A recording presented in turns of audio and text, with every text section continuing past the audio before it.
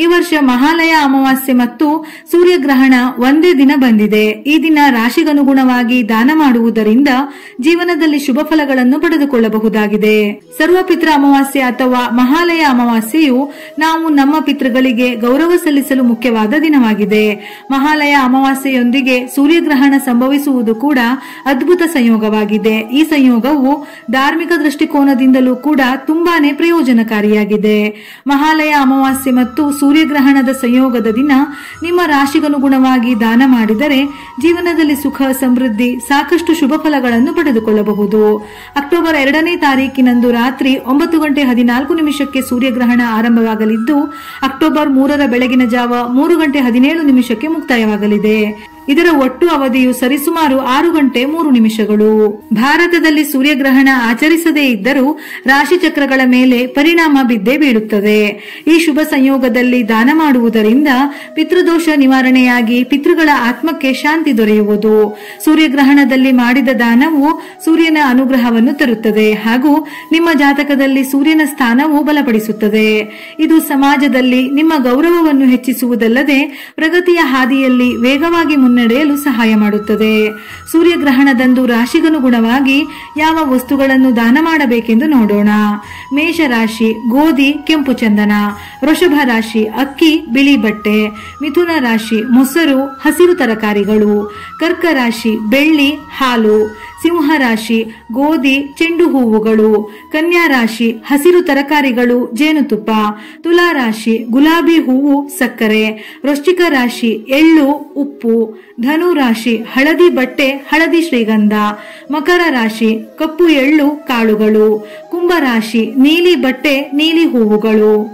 ಮೀನ ರಾಶಿ ನೀರು, ಬಿಳಿ ಅಕ್ಕಿ.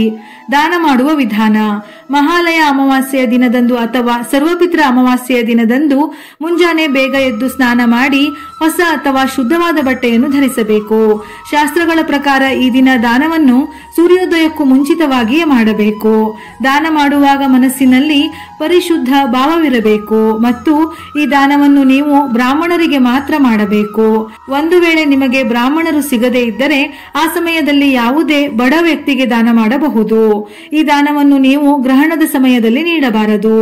ಗ್ರಹಣ ಮುಗಿದ ನಂತರ ಸ್ನಾನ ಮಾಡಿ ಮತ್ತು ಆ ಸಮಯದಲ್ಲಿ ಕೆಲವು ವಿಶೇಷ ಮಂತ್ರಗಳನ್ನು ಪಠಿಸುವುದನ್ನು ಸಹ ಮಂಗಳಕರವೆಂದು ಹೇಳುತ್ತಾರೆ. ಮಹಾಲಯ ಅಮಾವಾಸ್ಯೆಯ ದಿನದಂದೇ ಸೂರ್ಯಗ್ರಹಣ ಸಂಭವಿಸುವುದು ಅತ್ಯಂತ ಅಪರೂಪದ ಸಂಯೋಗವಾಗಿದೆ. ಈ ಸಂಯೋಗದಲ್ಲಿ ದಾನ ಮಾಡುವುದರಿಂದ ಪಿತೃದೋಷ ದೂರಾಗುವುದು, ಅನೇಕ ಶುಭ ಫಲಗಳು ದೊರೆಯುವುದು. ನಿಮ್ಮ ರಾಶಿಚಕ್ರ ಚಿಹ್ನೆಯ ಪ್ರಕಾರ ಯಾವ ವಸ್ತುಗಳನ್ನು ದಾನ ಮಾಡಬೇಕೆಂದು ತಿಳಿದು ನಂತರ ದಾನ ಮಾಡುವುದರಿಂದ ದುಪ್ಪಟ್ಟು ಪ್ರಯೋಜನವನ್ನು ಪಡೆದುಕೊಳ್ಳುತ್ತೀರಿ. ಸೂರ್ಯಗ್ರಹಣದ ಸಮಯದಲ್ಲಿ ಯಾವ ಮಂತ್ರವನ್ನು ಪಠಿಸಬೇಕು? ಓಂ ನಮಃ ಶಿವಾಯ. ಇದು ಅತ್ಯಂತ ಸರಳ, ಪರಿಣಾಮಕಾರಿ ಮಂತ್ರಗಳಲ್ಲಿ ಒಂದಾಗಿದೆ. ಎಲ್ಲ ರಾಶಿಯವರು ಸೂರ್ಯಗ್ರಹಣದ ಸಮಯದಲ್ಲಿ ಮನಸ್ಸಿನಲ್ಲಿ ಈ ಮಂತ್ರವನ್ನು ಪಠಿಸಬಹುದು.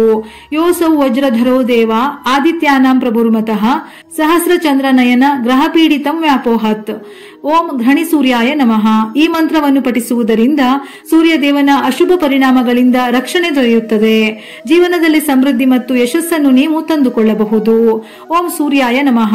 ಸೂರ್ಯದೇವನ ಈ ಮಂತ್ರವನ್ನು ಪಠಿಸುವುದರಿಂದ ಮಾನಸಿಕ ಶಾಂತಿ ಸಿಗುತ್ತದೆ. ಅದೇ ಸಮಯದಲ್ಲಿ ಜ್ಞಾನವು ಹೆಚ್ಚಾಗುತ್ತದೆ.